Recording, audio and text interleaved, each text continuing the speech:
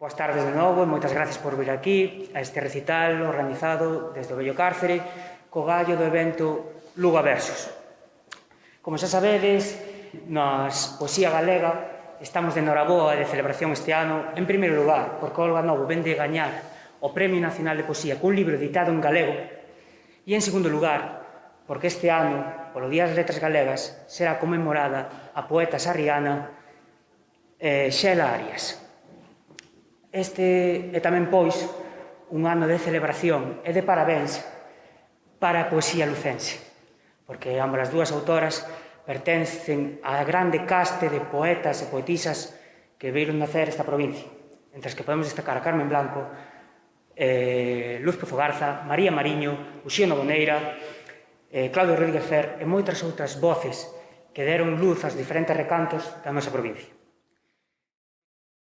Bueno, muchas gracias a la multitud que estáis aquí presentes.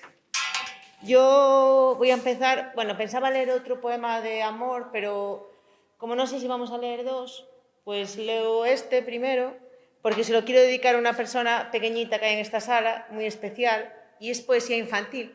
Que la poesía infantil, como sabéis, como Gloria Fuertes, o sea, es extensiva a los adultos también, no tiene por qué ser solo para niños. Bueno, la escribí hace poco viendo los espantapájaros que estaba en la huerta. Un espantapájaros errante salió a caminar por el mundo adelante. Con su cara de trapo y su vientre de paja, solo temía al filo de la navaja. Caminó largo trecho, con afán de despertar, pero lo suyo no era asustar. Se preguntaba, pues, con dolor en el pecho, ¿cómo la vida ganar?